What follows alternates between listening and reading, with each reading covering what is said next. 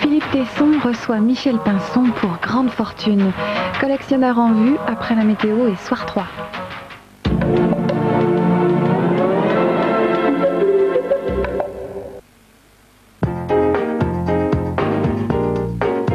Vous n'osez pas sourire. Vos dents sont tachées par le tabac, les boissons. Essayez Denivite nouvelle formule. Encore plus efficace contre les taches et plus doux pour les dents. Si doux que vous pouvez l'utiliser tous les jours. Alors retrouvez le sourire avec Denivite. Denivite, dur pour les taches, doux pour les dents.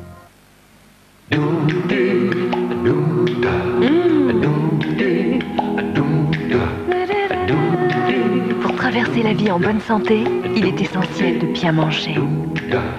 Alors chaque jour, mangeons bien, mangeons bio, mangeons Bjorg.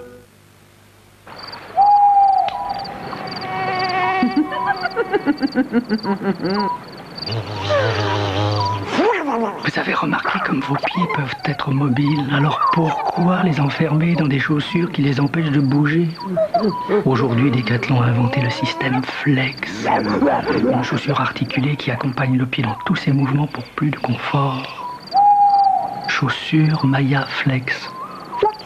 Intelligente comme un pied. Ce camembert, c'est comme un homme plein de force qui t'attrape et te serre dans ses bras. Quand il s'approche de tes lèvres, tu te sens faiblir. T'as qu'une envie, c'est de mordre. Et en même temps, tu voudrais te laisser aller. C'est comme quand tu vois tout ça pour la première fois. T'as le vertige. Eh bien, ton cœur de lion, c'est pareil. C'est tout ça en concentré. Cœur de lion, vous n'aviez jamais mangé de camembert.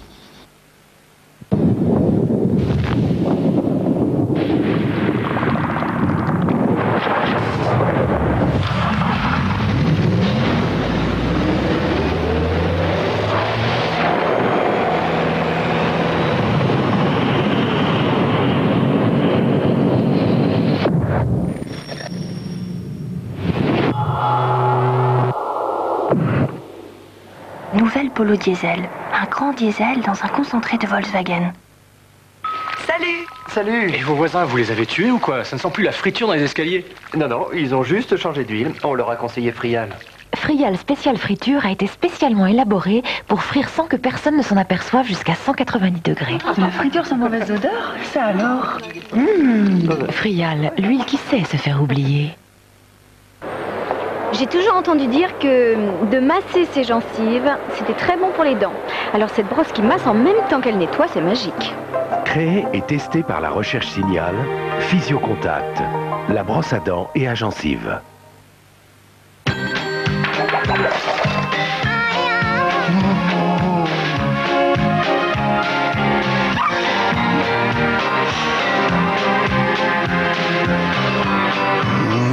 Parfait.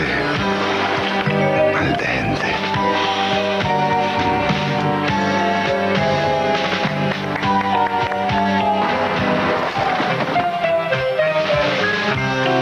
Barilla, vous comprendrez enfin ce que signifie al dente. Regardez-moi cette beauté, dorée comme un brugnon. Fini le tour de brosse. Maintenant, c'est l'air qui tourne autour, qui caresse la bête. Mais pour ça, mes enfants, ouais, Siemens. Mais une bête comme ça se respecte. Il faut qu'il y ait de mieux. Et Siemens, c'est pas si cher qu'on croit, hein. Siemens, offrez-vous la perfection, c'est moins cher. Parce qu'il y a la peau, il y a Diadermine. Les laboratoires Diadermine ont créé Fruitosome. Pour l'éclat tout de suite, Fruitosome. Ces acides de fruits savamment dosés éliminent les cellules ternes. Pour la douceur, toujours, Fruitosome. Ces agents physio-hydratants rendent la peau plus souple. Pour lutter contre le temps, longtemps, Fruitosome. Ces agents anti-vieillissement luttent contre les rides. Fruitosome de Diadermine pour une peau éclatante tout de suite, pour une peau plus jeune longtemps. Parce qu'il y a votre peau, il y a Diadermine. Ce soir nous invitons Héron, Héron, petit potiron. Ce soir nous savourons le velouté de potiron Knorr. Velouté de potiron, dedans il y a de la crème fraîche. Héron, Héron, petit potiron. Pour ça nous l'adorons, le velouté de potiron Knorr. Velouté de potiron Knorr, j'adore. Quand vous louez une voiture 7 jours, vous payez 7 jours. Chez Europcar Inter-Inde, sur les forfaits publics, vous n'en payez que 5. On vous offre les 2 autres. Europcar Inter-Inde, vous avez bien fait de choisir le vert. C'est l'histoire d'un homme pas causant. T'as pas soif? Non. C'est pas qu'il est désagréable, il est comme ça. Sûr que t'as pas soif? En plus, là, il est très occupé. Non. Il déménage. Et vous croyez que cet homme-là va faire 1000 démarches pour le changement de sa ligne téléphonique? Non. Non. Lui, il appelle France Télécom et il dit juste ça. Je déménage. Et quand une voix aimable lui répond... Inutile d'appeler votre nouvel agent, je m'occupe de tout, ça vous va? Lui, il est très soulagé, mais il dit juste... Ouais. Vous simplifiez la vie quand vous faites appel à nous. France Télécom s'y engage. France Télécom, nous sommes faits pour vous entendre. Instinct, le café soluble par carte noire. Try to remember when life was so tender. Carte noire Instinct, un café soluble nommé Désir. Regardez, aucun rasoir n'est plus précis. Ne rase avec plus de confort que Gillette Sensor Excel. C'est le seul rasoir avec des lamelles souples qui protègent votre peau et de là montées sur ressort qui s'adaptent à votre visage. Aucun rasoir ne vous procure un plus grand confort pendant le rasage et ne laisse votre peau plus douce que Gillette Sensor Excel. Essayez-le avec le gel de rasage Gillette Series et vous serez rasé plus près que jamais.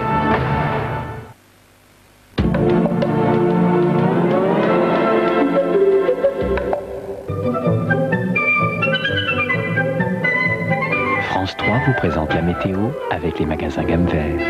Partageons notre culture.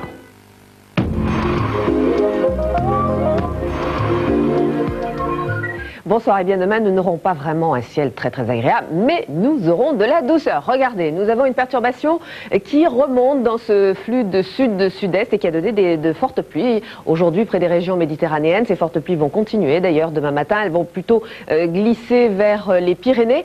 Et puis nous avons bien sûr de l'air extrêmement doux qui envahit tout notre pays, mais cette masse nuageuse va donner beaucoup de grisailles demain, tout au long de la journée, sur la plupart de nos régions. Regardez, nous allons donc retrouver cette grisaille partout, avec des pluies sur la partie ouest, des pluies plus fortes ici sur l'Aude et sur les Pyrénées-Orientales, avec de la neige à partir de 1000 mètres sur les Pyrénées demain après-midi.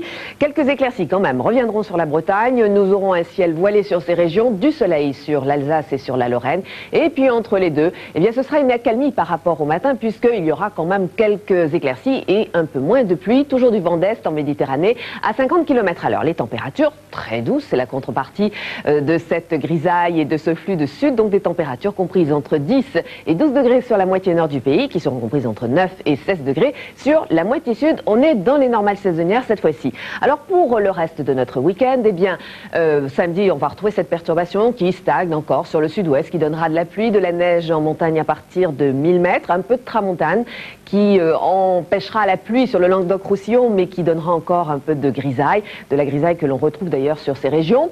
Des éclaircies sur la Bretagne et du soleil encore sur le quart nord-est. Et puis dimanche, on va retrouver quelques pluies sur ces régions. Sur l'ouest, ça ne sera pas trop mal. Sur l'extrême nord-est non plus. Retour des éclaircies près de la Méditerranée avec cette tramontane qui s'installe. Température stationnaire tout le week-end. Demain, nous fêterons la Sainte-Louise. Si vous voulez d'autres informations, vous pouvez toujours faire notre numéro de téléphone. Vous retrouvez tout de suite Henri Sagnier pour le journal. Bonsoir à tous. France 3 vous a présenté la météo avec les magasins Gamme Vert.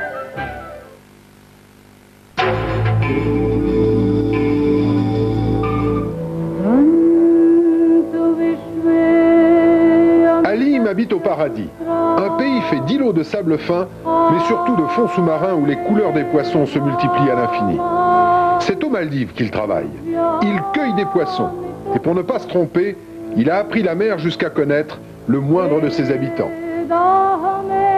Halim au pays des merveilles, c'est demain 20h50 dans Thalassa sur France 3.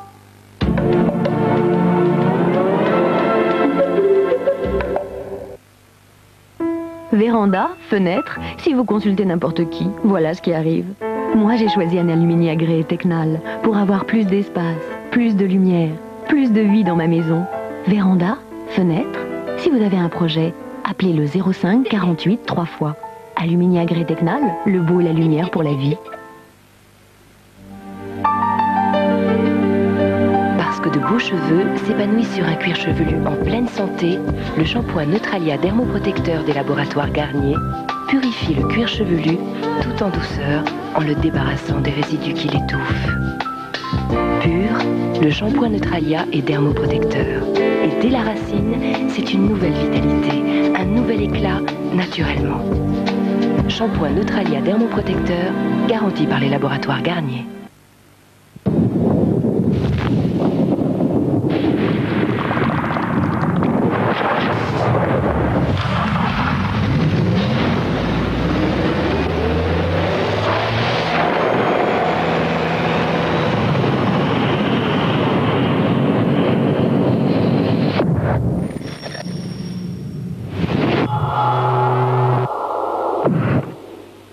Nouvelle Polo Diesel, un grand diesel dans un concentré de Volkswagen.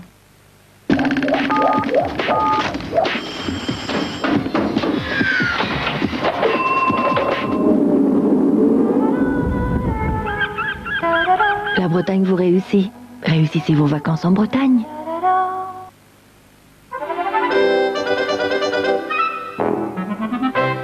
Superglue. Superglue ne fait pas que coller. Elle donne une seconde vie aux choses. Thierry est en train de tout apprendre sur les inventions de Léonard de Vinci avec un PC équipé du processeur Intel Pentium. Grâce à la puissance du processeur Pentium, vos logiciels sont plus vivants, plus prenants, plus vrais. Pour Thierry, c'est le meilleur moyen d'évoluer dans ses études. Processeur Intel Pentium.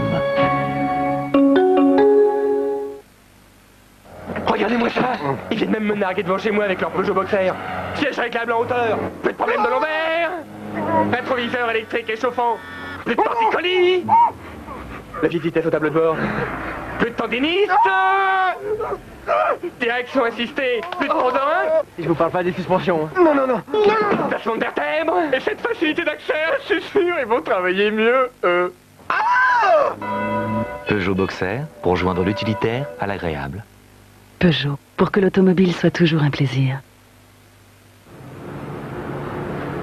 C'est le signal pour une cure de Sargénor, un médicament contre la fatigue. Sargénor, mieux avec soi-même, mieux avec les autres. Demandez conseil à votre pharmacien.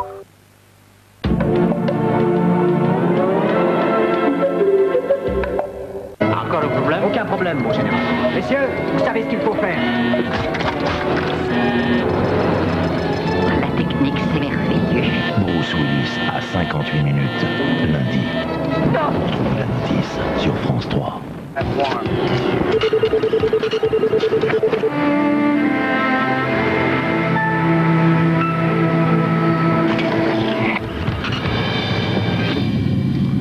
Bonsoir, 100 millions de dollars pour lutter contre le terrorisme. C'était aujourd'hui à Jérusalem. Bill Clinton exprime la solidarité active des États-Unis envers Israël. Nous y reviendrons. Les ministres en séminaire ce soir à Paris. Le gouvernement Juppé est visiblement à la recherche d'un second souffle. Monseigneur Lustiger, parmi les immortels, l'archevêque de Paris est entré à l'Académie française cet après-midi. Enfin, une loi d'orientation pour les agriculteurs français. Jacques Chirac l'a promis aujourd'hui devant le congrès de la FNSEA à Paris. C'est l'essentiel de l'actualité ce soir. Bill Clinton a donc quitté Israël en fin d'après-midi, mais sa visite restera l'une des plus marquantes et surtout l'une des plus émouvantes qu'ait connue l'État hébreu. Le président américain a exprimé sa solidarité en débloquant plusieurs millions de dollars pour lutter contre le terrorisme. Il s'est ensuite incliné longuement sur la tombe d'Yitzhak Rabin. Memona Interman. Adieu l'ami. 2 mots gravés sur une gerbe aux couleurs américaines. Aux côtés de Léa Rabin, Bill Clinton est bouleversé. Geste filial et ému devant la tombe de partenaire de la paix qu'il a admiré. Solidarité entre les États-Unis et Israël, c'est la politique affichée de manière spectaculaire aujourd'hui. Une réunion de sécurité conjointe et exceptionnelle pour montrer une détermination commune. Les 2 pays vont chercher coûte que coûte à mettre fin au circuit de financement qui alimente les caisses des mouvements intégristes auteurs des attentats sanglants. Bill Clinton a annoncé que l'Amérique débloque tout de suite 100 millions de dollars pour lutter contre le terrorisme. Pays visé, l'Iran. C'est regrettable, Mais les Iraniens sont engagés dans le soutien aux activités terroristes en les glorifiant. Ils ignorent totalement les progrès des dernières années. Ils ignorent totalement les faits. Ils ignorent totalement ce qui est en train de se passer. Promesse de Shimon Peres, Israël mettra fin au bouclage des territoires palestiniens dès que possible. Ce soir, le mouvement intégriste palestinien Hamas, responsable, vous le savez, des attentats sanglants en Israël, annonce qu'il ne laissera plus les Israéliens dormir en sécurité après le sommet antiterroriste de Sharm el-Sheikh en Égypte. Alain Juppé avait donné rendez-vous à tous ses ministres ce soir à l'occasion d'un séminaire à l'hôtel Matignon. Il s'agissait pour le gouvernement de faire le point sur les réformes engagées et surtout de trouver un second souffle en développant notamment les contacts sur le terrain. Pour marquer des points, le Premier ministre table visiblement sur la cohésion et sur l'esprit de réforme. Dominique Martineau. Après les décisions impopulaires pour remettre en ordre les finances de la France, voici venu le temps des mesures branchées sur la vie quotidienne des Français. C'était le thème de ce séminaire gouvernemental, ambiance chaleureuse et satisfaite. Quand on réussit à faire passer en dessous de 4% les taux d'intérêt, c'est ça qui va permettre effectivement dans les entreprises ou pour l'État de prendre des mesures positives pour les Français. Ça va se traduire concrètement par plus de présence des ministres dans les provinces, sur le terrain, par un souci de simplification, par un souci aussi de réduction des charges qui pèsent sur les Français. Moi je vais sur le terrain et j'ai entre autres comme responsabilité de réformer l'État et ça c'est la vie quotidienne des Français. Aucun calendrier, aucune décision concrète n'ont été arrêtées. Il s'agissait d'afficher une volonté d'aller de l'avant en harmonisant la communication du gouvernement. Les ministres ont donc été encouragés à aller plus souvent sur le terrain à l'écoute des Français, leur premier donnant l'exemple en se rendant à Caen dès demain. Et maintenant, un cardinal sous la coupole. Monseigneur Lustiger a été reçu officiellement à l'Académie française cet après-midi. Comme le veut la tradition, l'archevêque de Paris a rendu hommage à son prédécesseur, le cardinal de Courtrai. Mais il ne portait, vous allez le voir, ni l'habit, ni l'épée des immortels, qui sont contraires, semble-t-il, à l'esprit de son ministère. Dominique Poncet. Pas d'habit vert et pas d'épée, mais simplement une soutane noire et une ceinture rouge. C'est évidemment en homme d'église que Jean-Marie Lustiger a été reçu aujourd'hui à l'Académie française au fauteuil de Monseigneur de Courtrai. Contrairement à ses désormais pairs, il n'avait rien demandé. Simplement, il avait fait connaître son consentement à Maurice Druon. « Je ne pouvais pas me dérober », a-t-il dit.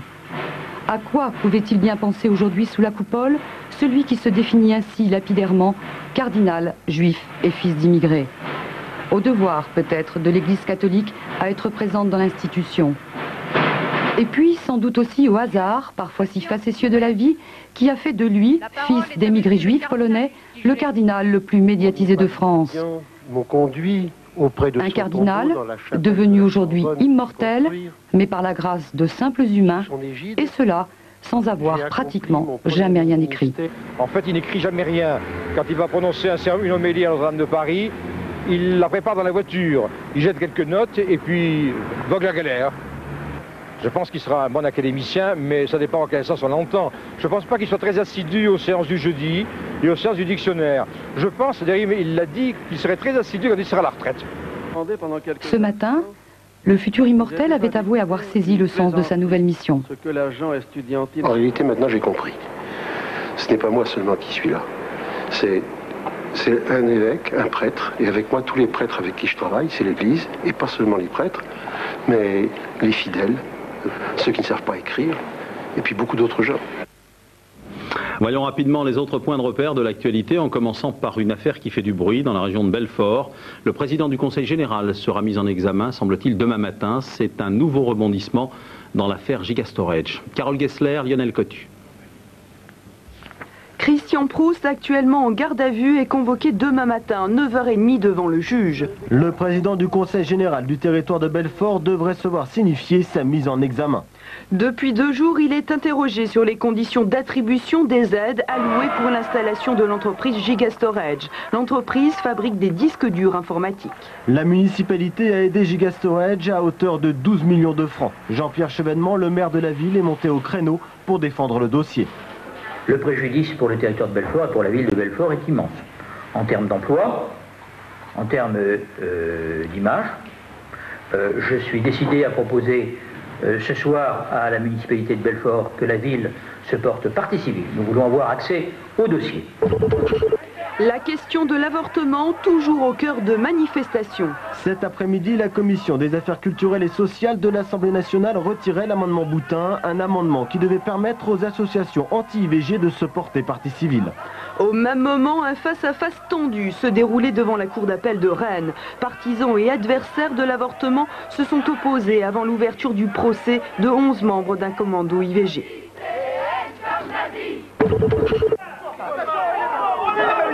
Échauffourée cet après-midi à l'hôpital de la Miséricorde à Ajaccio. Le secrétaire général de l'ANC et 6 militants de cette organisation nationaliste corse se sont opposés aux forces de l'ordre. Ils protestaient contre la nouvelle garde à vue d'un des leurs, hospitalisé dans ce service après avoir été blessé par balle. Interpellés, les militants de l'ANC sont inculpés de rébellion et de violence contre la force publique. Mis en garde à vue, ils viennent d'être libérés. 2 journalistes de France 3 Corse ont été matraqués lors de cette altercation.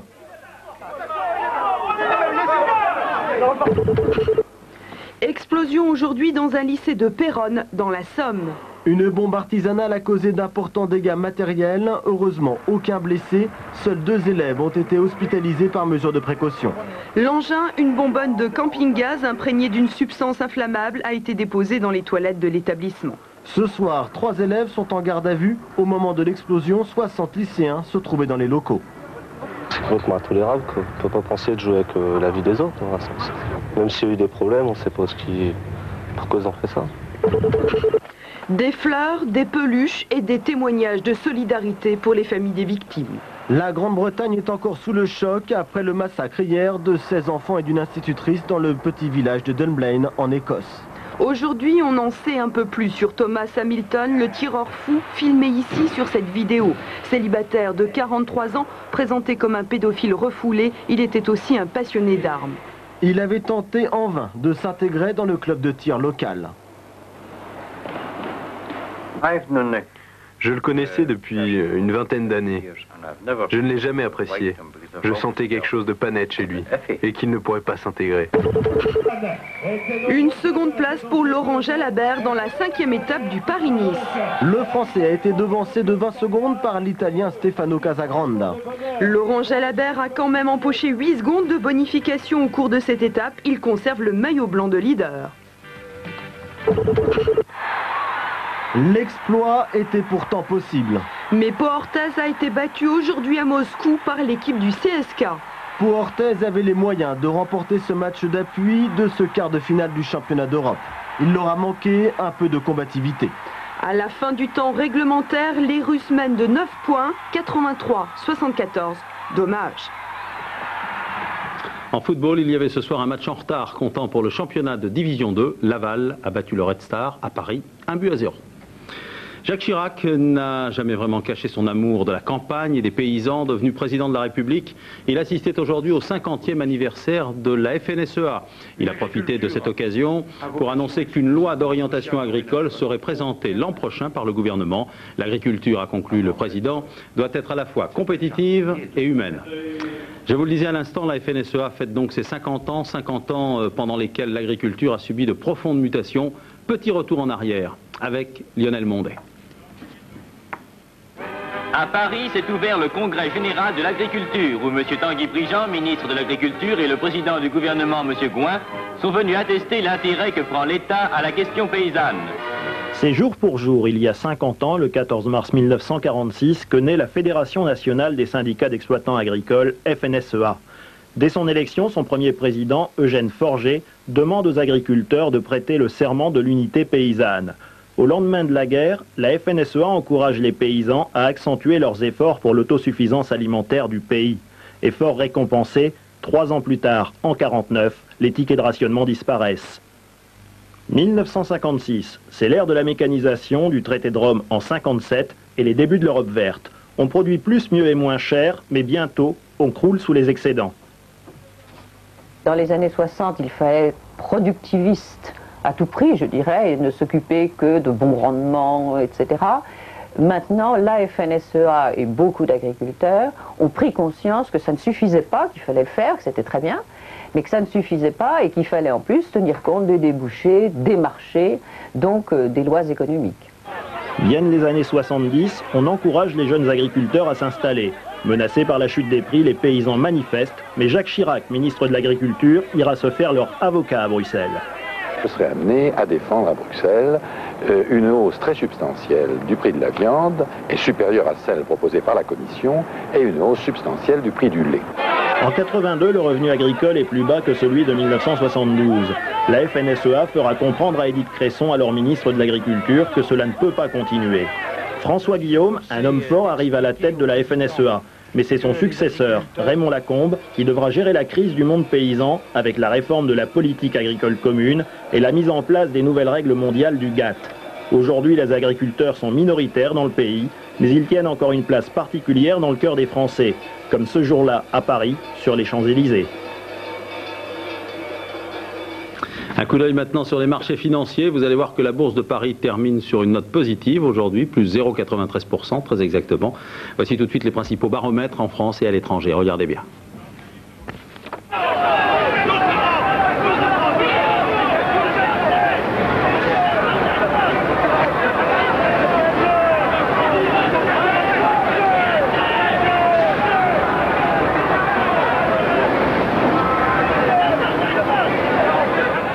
Un événement demain soir au Zénith à Paris et samedi également. La Fondation de l'Abbé Pierre présente un grand spectacle autour de la création et de l'histoire des chiffonniers d'Emmaüs. Sur scène, il y aura une quinzaine d'artistes et une quarantaine de figurants. Ces derniers sont tous issus de la communauté d'Emmaüs.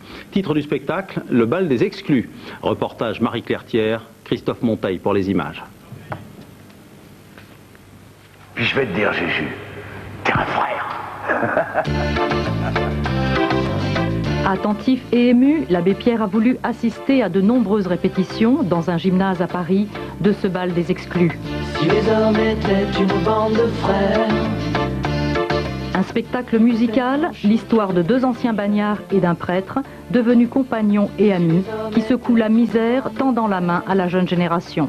Lorsqu'on met les hommes ensemble, lorsqu'on leur donne la possibilité de partager et d'être vivants, l'un à côté de l'autre, les hommes redeviennent heureux. Et c'est un peu ce qui ressort de ce spectacle.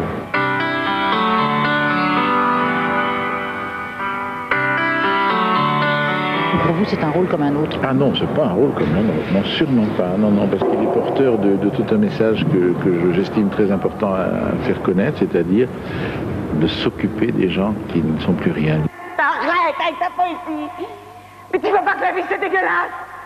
La première fois où il est venu en répétition, il a fallu que je passe tout de suite une scène, on n'était pas préparés. Et je me suis dit, bon, même si je suis mauvaise, lui va me donner du talent. Ça éclate d'espoir, le dernier mot est, oui, nous ferons ensemble notre métier d'homme. Et en même temps que c'est imprégné de pensée de foi, sans aucun préjugé, sans aucune bigoterie. Une quinzaine d'artistes, chanteurs, danseurs, comédiens et 40 figurants, des compagnons pour faire revivre la galaxie Emmaüs.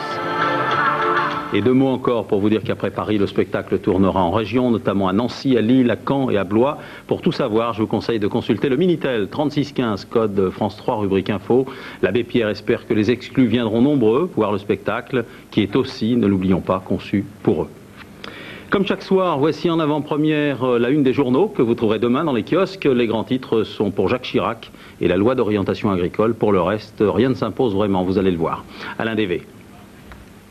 Oui, quand l'actualité est diverse, eh bien très logiquement, les titres de vos journaux, eux aussi, sont divers. Mais il y a tout de même une information qui revient le plus souvent à la une de vos quotidiens. Elle concerne l'annonce par Jacques Chirac d'une loi de programmation agricole. Et cette loi, indique Ouest France, devrait permettre la modernisation de l'agriculture française.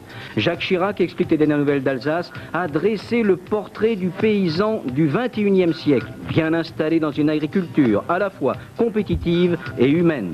Pour la Nouvelle République, il s'agit là d'un véritable pacte de confiance pour l'an 2000 entre la France et ses agriculteurs. Voilà donc Chirac qui refait la campagne, lance avec humour la République du Centre. Mais cette fois, écrit Jacques Camus, il a choisi de tracer son sillon à égale distance du libéralisme sauvage et de l'assistanat généralisé. Oui, écrit Dominique Vallès dans La Montagne, c'est un peu une formule de compromis qu'a proposé Jacques Chirac, compromis entre les gros et les petits exploitants. Mais pour Pierre Escorsac, dans la Dépêche du Midi, il ne faudrait pas que cette nouvelle mutation s'accomplisse avec 300 000 rescapés de l'agriculture sur les 800 000 paysans d'aujourd'hui. Pour le reste, je vous l'ai dit, il y a une grande diversité dans le choix de vos quotidiens. Tenez, par exemple, regardez, eh bien, Corse ce matin s'attache bien sûr à mettre en évidence les violences qui se sont déroulées à l'hôpital d'Ajaccio. Des violences, explique le Provençal, entre l'ANC et les CRS, et notre confrère indique que ce soir, eh bien, tout le monde a été relâché. D'autres journaux, eux, privilégient la pollution de l'eau en Bourgogne. Le Maine Libre affirme qu'on a trouvé du tritium dans l'eau potable. Le journal de la Haute-Marne nous rassure en soulignant que cette pollution n'est pas alarmante, d'après les spécialistes, bien sûr. Enfin, pour terminer, le Pays de Belfort, lui, revient sur la garde à vue de Christian Proust, le président du Conseil général du territoire de Belfort, qui a reçu aujourd'hui le soutien de Jean-Pierre Chevènement. Et notre confrère apporte de nouvelles révélations sur Bisser Dimitrov. Bisser Dimitrov, c'est cet homme d'affaires bulgare qui se trouve justement au départ de cette affaire. Il est en prison en ce moment. Tout cela, eh bien, c'est à lire dans le Pays de Belfort. Merci Alain. Dans quelques instants, à quel titre le magazine littéraire présenté par Philippe Tesson. Le thème de ce soir, c'est Grande fortune et collectionneur. Voilà, bonne fin de soirée sur la 3. Pendant tout le week-end, c'est Catherine Matoche qui vous tiendra compagnie. À très bientôt. Bonsoir.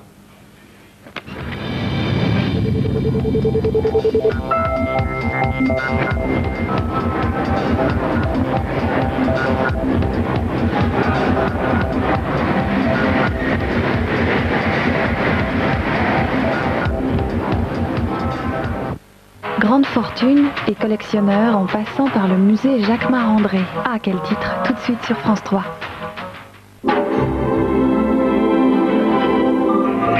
Mayday veut dire alerte rouge dans toutes les langues de la Terre. Partez en mission avec les tigres du sauvetage. Vous aimez sauter à la corde, c'est le moment, les gars. Qu'est-ce que tu t'obstines à croire que Philippe est responsable? Mais c'est Bruce qui te met dans cet état. Il te fait si peur que ça? Tigre 75 à base, on survole la zone de l'accident. Pour revenir vivants, ils devront maîtriser leur passion. Il est en mission suicide ou quoi? Les tigres où vous êtes, nom de Dieu! Il ne lui arrivera rien. C'est ce qu'on dit toujours avant la plus dangereuse des missions. Samedi 20h50, Mayday. Les sauveteurs, on les voit arriver avec plaisir sur France 3.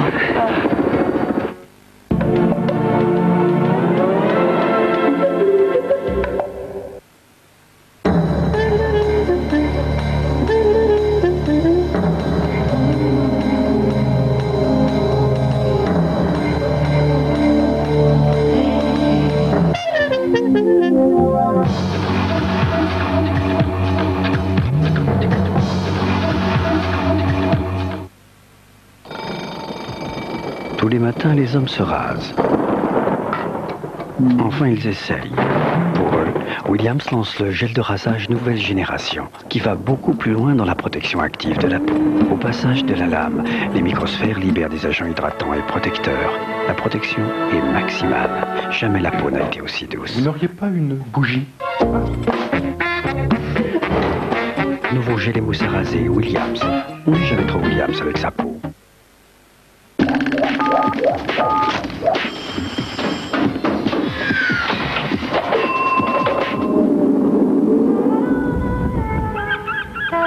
La Bretagne vous réussit. Réussissez vos vacances en Bretagne.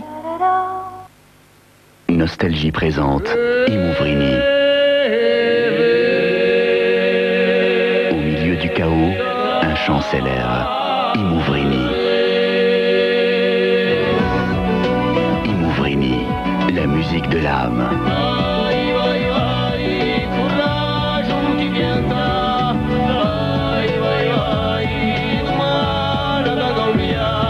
Imouvrini, l'album de la consécration.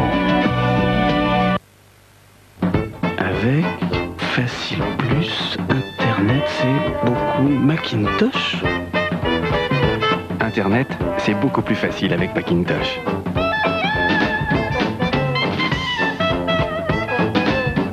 Internet, simple, comme Macintosh.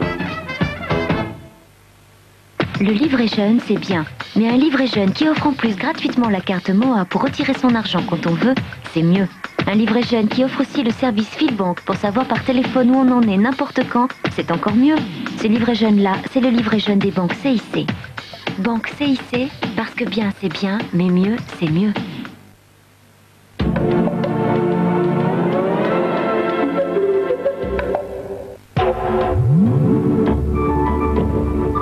Vendredi dans Science 3. Bonjour, vous désirez? C'est la première fois que vous venez? Oui, vous pouvez rentrer dans votre bébé. Chaque année en France, 22 000 bébés naissent prématurés. Les résultats de longues recherches et la nouvelle technologie permettent aujourd'hui d'apporter des réponses aux questions essentielles. Quelle politique de prévention? Quelles sont les causes de leur arrivée inattendue? Quels soins pour les protéger et leur assurer toutes leurs chances? Vendredi 23h20 Science 3, la vie sous influence sur France 3. Bonsoir. Nous sommes ce soir au musée Jacquemart-André. Les Parisiens connaissent bien cette belle maison du boulevard Haussmann, une maison du 19e siècle qui appartient à l'Institut et qui abrite de très riches collections d'art. Le musée Jacquemart-André, qui vient d'être restauré, sera ouvert au public à la fin du mois de mars. Nous sommes heureux, en avant-première, de le présenter aux téléspectateurs de À quel titre ? Il n'y avait pas de meilleur cadre pour notre émission de ce soir, qui est consacrée aux collectionneurs et au rapport entre l'art et l'argent. Alors je vous invite, si vous le voulez bien, à nous rejoindre tout de suite dans le grand salon du musée Jacquemart-André.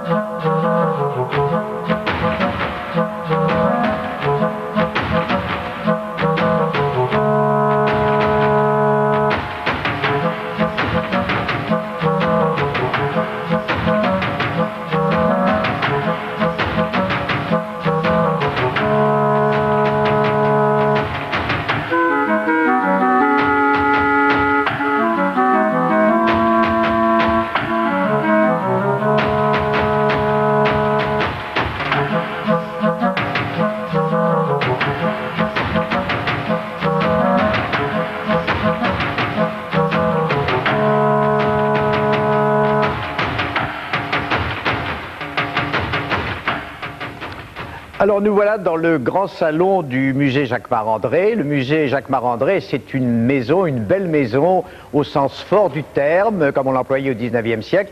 C'est également un musée, une maison-musée, comme on disait aussi au 19e siècle, qui contient des collections très riches, amassées entre 1875 et 1912 environ, par un couple très riche et très éclairé, Édouard André et sa femme Nelly Jacquemart, exemple type de ces grandes fortunes mises par leurs détenteurs au service de l'art. Alors tout à l'heure, avec Karl Lagerfeld et Pauline Prévost-Marcillaci, nous évoquerons les collections à proprement parler. Mais tout de suite, qu'est-ce que veut dire une grande fortune? Qui sont ces grandes familles de l'aristocratie et de la bourgeoisie qui ont dépensé beaucoup d'argent pour accumuler des collections? Quels étaient les rapports entre ces familles-là et l'argent, ces familles-là et l'art?